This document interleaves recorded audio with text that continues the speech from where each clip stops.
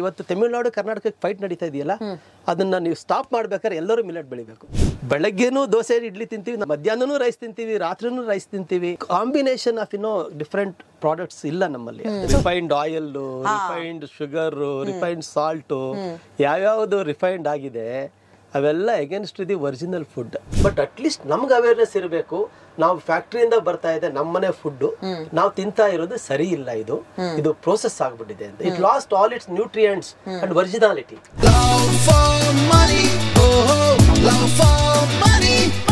ಏನ್ ಯೋಚನೆ ಮಾಡ್ತಿದ್ದೀರಾ? ಬೇಗ ಬೇಗ ಬೆಲ್ ಐಕನ್ ಕ್ಲಿಕ್ ಮಾಡಿ. ಲವ್ ಫಾರ್ ಮನಿ ಸೀಸನ್ 2 ಕೇಳ್ತಾ ಇದ್ರೆ ಇದು ಫ್ಯಾಂಟಾಸ್ಟಿಕ್ ಮಾರ್ನಿಂಗ್ಸ್. ನಾನು ನಿಮ್ಮ ಆರ್ಜೆ ಪಲ್ಲವಿ, ರೇಡಿಯೋ ಸಿಟಿ 91.1 ಅಲ್ಲಿ.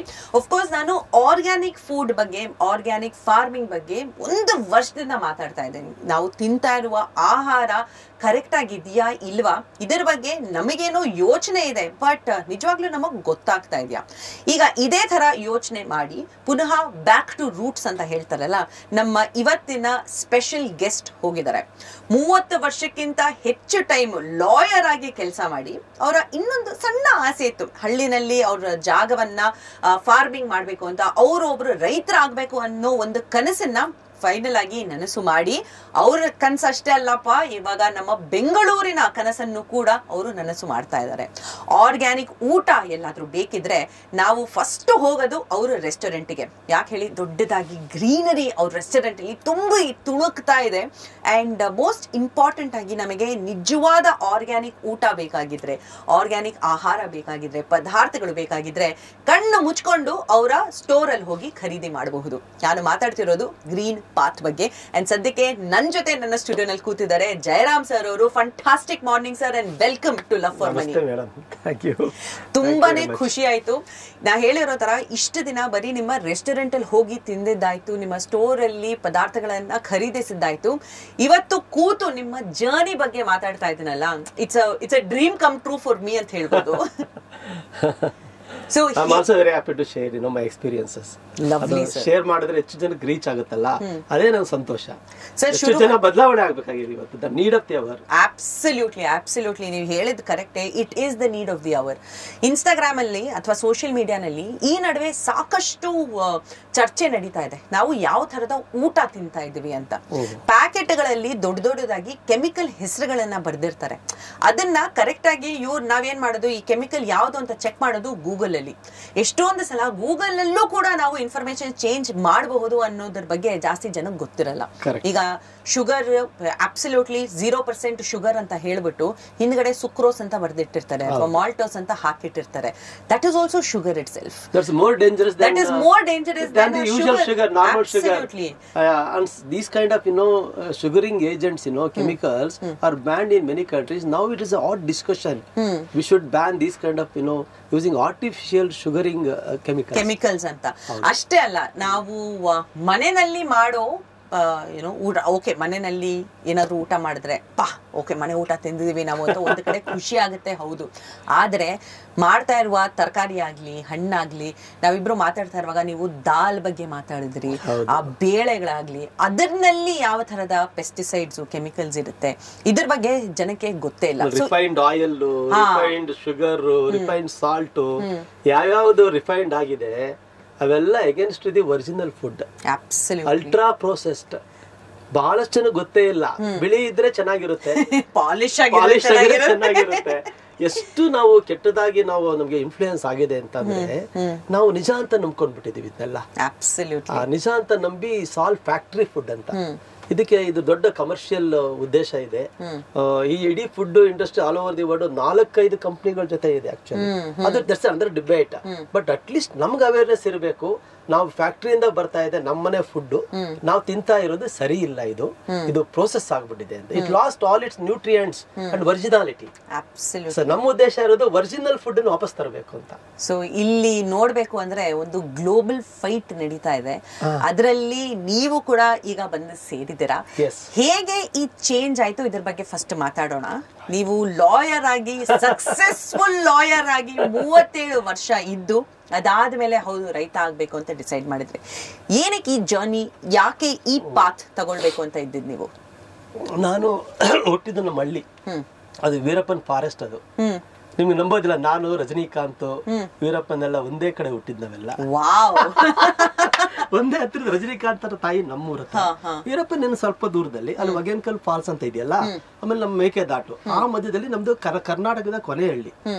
ಇವತ್ತು ನಮ್ಮೂರು ಬಂದ್ ನೋಡ್ಬೇಕು ನೀವು, ತುಂಬಾ ಖುಷಿ ಆಗುತ್ತೆ. ನಮ್ಮೂರು ಏನು ಪೊಲ್ಯೂಷನ್ ಇಲ್ಲ. ಇವತ್ತು ಆನೆಗಳು ಓಡಾಡ್ತವಲ್ಲೆಲ್ಲ, ಎಲ್ಲ ಪ್ರಾಣಿಗಳಿದಾವೆ, ಫಾರೆಸ್ಟ್ ಬೆಳೀತಾ ಇದೆ, ನ್ಯಾಷನಲ್ ಫಾರೆಸ್ಟ್ ಡಿಕ್ಲೇರ್ ಆದ್ಮೇಲೆ. ನೀವು ಒಂದು ಯೋಚನೆ ಮಾಡಿದ್ರೆ 60 ವರ್ಷಗಳ ಹಿಂದೆ ನಮ್ಮೂರು ಹೇಗಿತ್ತಂತಂದ್ರೆ ಆ ರೀತಿಯ ಒಂದು ಜೀವನ ಶೈಲಿ, ಗಾಂಧಿ ಹೇಳಿದ್ರಲ್ಲ ಸಸ್ಟೈನಬಲ್ ಲಿವಿಂಗ್ ಅಂತ, ಅದೊಂದು ದೊಡ್ಡ ಮಾದರಿ ನಮ್ಮೂರು. ಹೊರಗಡೆ ನಿಮ್ಗೆ ಯಾವ್ದು ಬರ್ತಿರ್ಲಿಲ್ಲ ಹೆಚ್ಚು.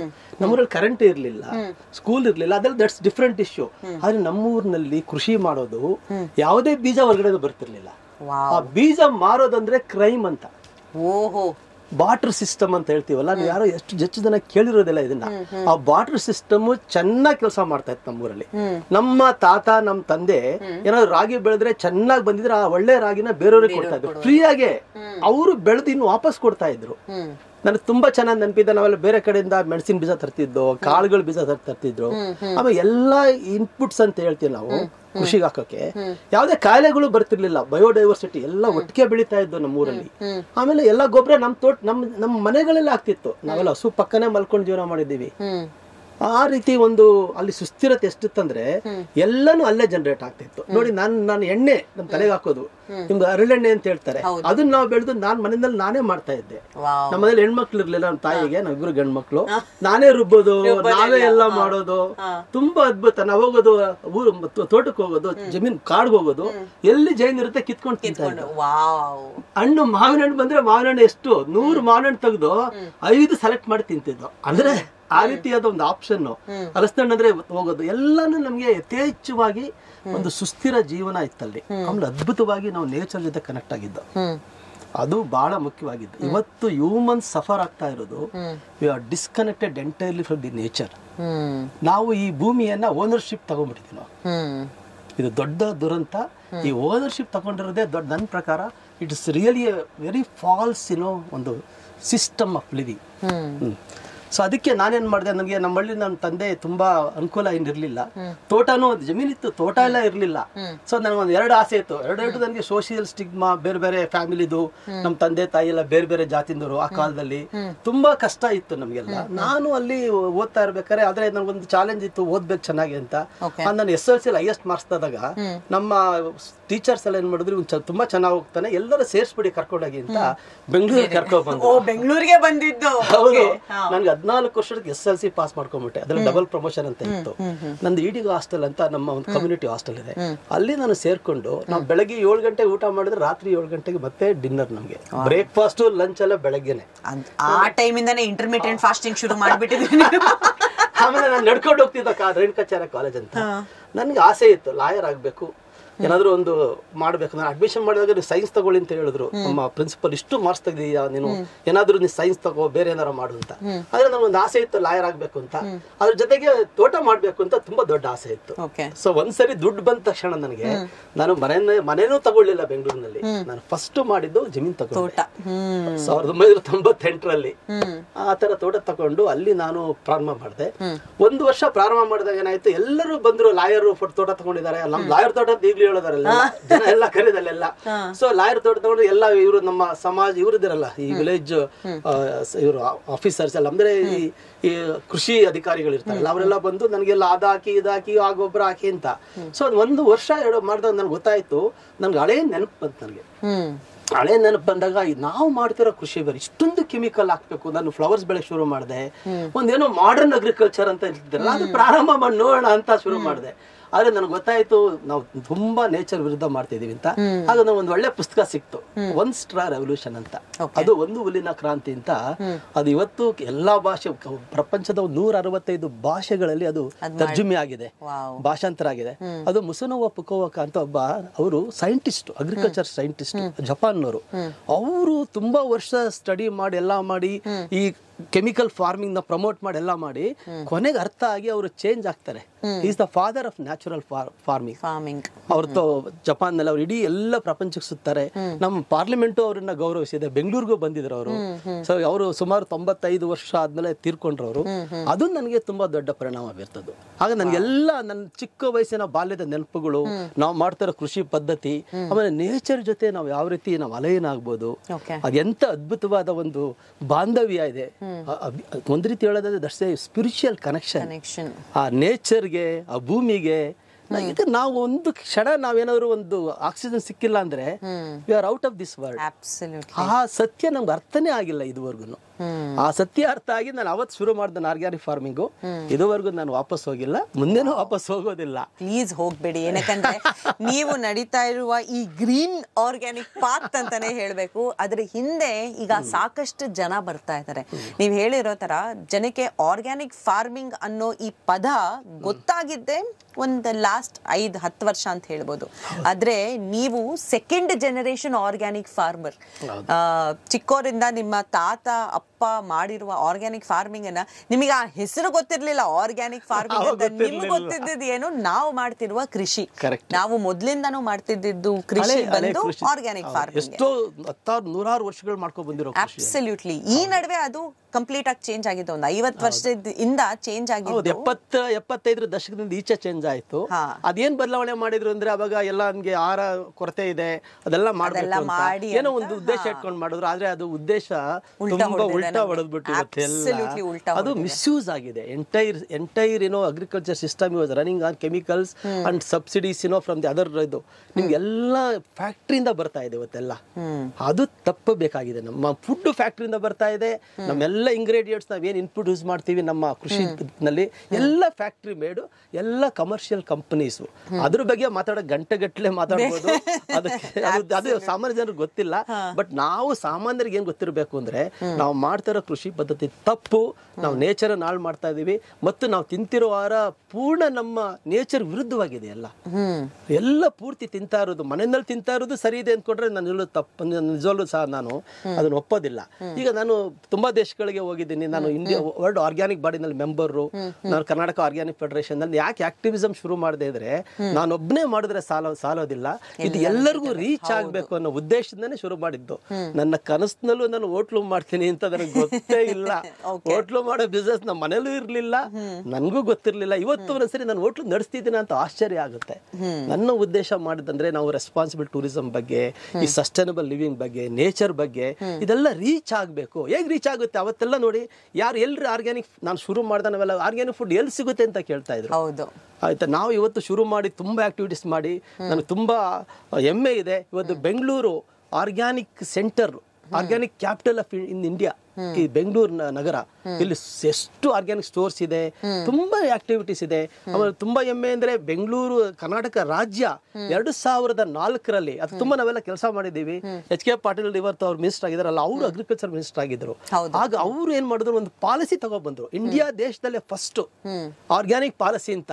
ಅದು ಬರದೇ ಹೋಗಿದ್ರೆ ಈ ಆರ್ಗ್ಯಾನಿಕ್ ಅನ್ನೋದು ಇನ್ನೂ ಬೆಳಿತಾನೆ ಇರಲಿಲ್ಲ. ಯಾಕಂದ್ರೆ ಗೌರ್ಮೆಂಟ್ ಫಂಡಿಂಗು, ಅದು ಯೂನಿವರ್ಸಿಟಿಗಳಲ್ಲಿ ಇವತ್ತು ಆರ್ಗ್ಯಾನಿಕ್ ಮಾತಾಡ್ತಿದ್ದಾರೆ. ಅದು ನನ್ನ ಸಂತೋಷದ ವಿಷಯ. ಯಾಕಂದ್ರೆ ಅವತ್ತೆಲ್ಲ ಯೂನಿವರ್ಸಿಟಿನಲ್ಲಿ ಬರೀ ಕೆಮಿಕಲ್ ಅಗ್ರಿಕಲ್ಚರ್ ಇತ್ತು. ಎಲ್ಲ ಬೇರೆ ಎಲ್ಲ ಏನು ವೆಸ್ಟರ್ನ್ ಏನಿದೆ ಅದನ್ನ ಹೇಳ್ತಾ ಇದ್ರು. ನಮ್ಮ ಟ್ರೆಡಿಷನಲ್ ಅಗ್ರಿಕಲ್ಚರ್ ನ ವಾಪಸ್ ತರೋದಕ್ಕೆ ಇದೆಲ್ಲ ಸಹಕಾರ ಆಗ್ತಿದೆ. ಆಮೇಲೆ ಕರ್ನಾಟಕ ಏನಾಗಿದೆ ಇವತ್ತು ಇಂಟರ್ನ್ಯಾಷನಲ್ ಮಿಲೆಟ್ ಇಯರ್ ಅಂತ ಲಾಸ್ಟ್ ಇಯರ್ ಮಾಡಿದ್ರಲ್ಲ, ಅದೆಲ್ಲ ಸ್ಟಾರ್ಟ್ ಆಗಿದ್ದು ಬೆಂಗಳೂರಿಂದಾನೇ ಆಗಿದ್ದು. ನಾವು 4 ವರ್ಷ ನಾನು ಸೆಕ್ರೆಟರಿ ಆರ್ಗ್ಯಾನಿಕ್ ಫೆಡರೇಷನ್ ಆಗಿ ಕೃಷ್ಣ ಬೈರೇಗೌಡರು ದೊಡ್ಡವರು ಕೆಲಸ ಮಾಡಿದ್ದಾರೆ ಮಿಲೆಟ್ಸ್ ಆರ್ಗ್ಯಾನಿಕ್ ಬಗ್ಗೆ. ತುಂಬಾ ಗೊತ್ತಿರೋಂತ ಇದು. ನಾನು ಯಾವುದೇ ಪಕ್ಷದ ಬಗ್ಗೆ ನಾನು ಮಾತಾಡೋದಿಲ್ಲ, ಆದ್ರೆ ಒಬ್ಬ ವ್ಯಕ್ತಿ ಅಧಿಕಾರದಲ್ಲಿದ್ದಾಗ ಏನೇನು ಬದಲಾವಣೆ ಮಾಡ್ಬೋದು ಅಂತ ನಾವು 4 ವರ್ಷ ನಾವು ಮಿಲೆಟ್ ಟ್ರೇಡ್ ಫೇರ್ ಅಂತ ಮಾಡಿದ್ವು, ಆರ್ಗ್ಯಾನಿಕ್ ಟ್ರೇಡ್ ಫೇರ್. ಆಮೇಲೆ ಅವರು ಕೃಷ್ಣ ಬೈರೇಗೌಡರು ಯೋಚನೆ ಮಾಡಿ ಬರೆದ್ರು ಸೆಂಟ್ರಲ್ ಗೌರ್ಮೆಂಟ್ಗೆ, ಇದು ಇಂಟರ್ನ್ಯಾಷನಲ್ ಮಿಲೆಟ್ ಇಯರ್ ಮಾಡೋಣ ಅಂತ. ಮಿಲೆಟ್ ಬಗ್ಗೆ ಮಾತಾಡೋದಾದ್ರೆ ಗಂಟೆಗಟ್ಟಲೆ ಮಾತಾಡ್ಬೋದು. Millet is was the first food of humans. It is going to be the future food of humans. Absolutely. ನಾವು ಈಗ ಸೂಪರ್ ಫುಡ್ ಆಫ್ ಹ್ಯೂಮನ್ಸ್ ಅಂತ ಹೇಳಬೇಕು. ಸೊ ಅವರು ಸೆಂಟ್ರಲ್ ಗವರ್ಮೆಂಟ್ ಏನ್ ಮಾಡಿದ್ರು, super food, actually super food central government ಅವರು UN ಬರೆದ್ರು. ಅಲ್ಲಿ ಅದು ಕ್ಲಿಕ್ ಆಯ್ತಾಗ ಅದಕ್ಕೆ ಇಂಟರ್ನ್ಯಾಷನಲ್ ಮಿಲೆಟ್ ಇಯರ್ ಅಂತ ಮಾಡಿದ್ರು. ಅದು ದೊಡ್ಡ ಬದಲಾವಣೆ ಕಾರಣ ಆಗುತ್ತೆ ನಿಜವಾಗ್ಲೂ. ನಮ್ಮ ಇಡೀ ಫುಡ್ ಸಿಸ್ಟಮ್, ಫಾರ್ಮಿಂಗ್ ಸಿಸ್ಟಮ್ ಎಲ್ಲ ಬದಲಾವಣೆ ಆಗ್ಬೇಕು. ಇದಕ್ಕೆ ದೊಡ್ಡ ಫೌಂಡೇಶನ್ ಇದು. ಅಬ್ಸಲ್ಯೂಟ್ಲಿ. ಸೊ ನನ್ನ ಮುಂದಿನ ಪ್ರಶ್ನೆನೇ ಇದ್ದಿದ್ದು, ಜನರಲ್ ಆಗಿ ಆರ್ಗ್ಯಾನಿಕ್ ಫಾರ್ಮಿಂಗ್ ಅಂತ ಹೇಳಿದಾಗ ಜನ ಈ ತರಕಾರಿ ಹಣ್ಣುಗಳ ಬಗ್ಗೆ ಅಥವಾ ಸೊಪ್ಪುಗಳ ಬಗ್ಗೆ ಯೋಚನೆ ಮಾಡ್ತಾರೆ, ಅದನ್ನ ಬೆಳಿಬೇಕು ಅಂತ ಇರ್ತಾರೆ. ನೀವು ಡೈರೆಕ್ಟ್ ಆಗಿ ಮಿಲೆಟ್ ಕಡೆಗೆ ಹೋದ್ರಿ. ಯುನೋ ನಿಮ್ಮನ್ನ ಮಿಲೆಟ್ ಮ್ಯಾನ್ ಆಫ್ ಇಂಡಿಯಾ ಅಂತ ಕೂಡ ಕರೀತಾ ಇದ್ದಾರೆ. ರೀಸೆಂಟ್ ಆಗಿ ಶ್ರೀ ನರೇಂದ್ರ ಮೋದಿ ಅವರು ನಡೆಸಿರುವ G20 ಸಮಿಟ್ ಅಲ್ಲೂ ಕೂಡ ನೀವು ಮಿಲೆಟ್ಸ್ ಬಗ್ಗೆ ಮಾತಾಡಕ್ಕೆ G20 ಸಮಿಟ್ ಅಲ್ಲಿ ಸ್ಪೀಕರ್ ಆಗಿ ಹೋದ್ರಿ. ಸೊ ಈ ಮಿಲೆಟ್ ಗಿರುವ ಈ ಕನೆಕ್ಷನ್ ಏನು? ನೋಡಿ, ನಾನು ಫಸ್ಟ್ ಬೈಟ್ ಅಂದ್ರೆ ನಂದು ಮಿಲೆಟ್. ನಮ್ಮ ತಾಯಿ ನಮ್ಗೆ ಮಗು ಹುಟ್ಟಿದ ತಕ್ಷಣನೇ 2-3 ತಿಂಗಳಲ್ಲೇ ನಿಮ್ಗೆ ರಾಗಿ ಸರಿ ಅಂತ ಕೊಡ್ತಾ ಇದ್ರು. ಹೌದು, ಯಾರಿಗೂ ಗೊತ್ತಿಲ್ಲ, ಎಲ್ಲರಿಗೂ ಗೊತ್ತಿದೆ. ನಮ್ಮ ಹಳ್ಳಿ ತುಪ್ಪದಲ್ಲಿ ರಾಗಿ ಸರಿ ಹಾಕಿ ಬೆಲ್ಲ ಹಾಕಿ ಇವತ್ತಿಗೂ ಎಲ್ಲ ಮಕ್ಕಳಿಗೂ ಕೊಡ್ತಾರೆ. ನಮ್ಗೆ ಸಿರಿಯಲ್ ಹಾಕೋದೆಲ್ಲ ಏನೇನೋ ಇದೆಯಲ್ಲ, ಅದೆಲ್ಲ ಏನು ಕೊಡ್ತಾ ಇರ್ಲಿಲ್ಲ. ಆಯ್ತಾ? ನಮ್ಮೂರಲ್ಲಿ ನಮ್ಗೆ ನಾವೇನಾದ್ರೂ ಅನ್ನ ತಿಂತೀವಿ ಅಂದ್ರೆ ಅದು ಹಬ್ಬದಲ್ಲಿ ಮಾತ್ರ. ಅಕ್ಕಿ ತಿಂತಿರಲ್ಲ, ನಾವೆಲ್ಲ ಆರ್ಕ ಎಲ್ಲ ಮೂಟೆ ಗಟ್ಟಲೆ ಬೆಳಿತಿದ್ರು ನಮ್ಮ ತಂದೆ, ನಮ್ಮೂರ್ ಜನ ಎಲ್ಲ. ಈ ಮಿಲೆಟ್ ಅನ್ನೋದು ಇದೆಯಲ್ಲ, ಇದು ವಂಡರ್ ಗ್ರೈನ್, ಮ್ಯಾಜಿಕಲ್ ಗ್ರೈನ್. ಯಾಕೆ ಅಂತ ಹೇಳ್ತೀನಿ ಅದಕ್ಕೆ ಉದಾಹರಣೆಗಳು. ಒಂದು, ಈಗ ನಾವೇನು ಯೂಶುವಲಿ ಕನ್ಸ್ಯೂಮ್ ಮಾಡ್ತಾ ಇದೀವಿ ಅಂದ್ರೆ ರೆಗ್ಯುಲರ್ ಆಗಿ ಏನ್ ಮಾಡ್ತೀವಿ ನಾವು? ಈಗ ರೈಸ್, ಅಕ್ಕಿ ಸಿರ್ಲಿ, ರೈಸ್ ಅಂಡ್ ವೀಟ್. ಈಗ ನಾರ್ತ್ ಇಂಡಿಯಾಗ ಹೋದ್ರೆ ವೀಟು, ಮತ್ತೆ ನಮ್ಮ ಸೌತ್ ಕಡೆ ಬಂದ್ರೆ ರೈಸ್ ಇದೆ. ಈ ಎರಡೂನು ಸಹ ಏನಾಗಿದೆ ಅಂದ್ರೆ ಇದು ತುಂಬಾ ಈಸಿಯಾಗಿ ಬೆಳೆಯುವಂತದ್ದು, ನೀರು ಹಾಕಿ, ಆಮೇಲೆ ಫ್ಯಾಕ್ಟ್ರಿಯಿಂದ ಆಲ್ಮೋಸ್ಟ್ ಪ್ರೋಸೆಸ್ ಆಗಿ ಇದೊಂದು ಟ್ರೆಡಿಷನಲ್ ಆಗಿ ಬೆಳೆಸ್ಕೊಂಡ್ ಬರ್ತಾ ಇದ್ದಾರೆ.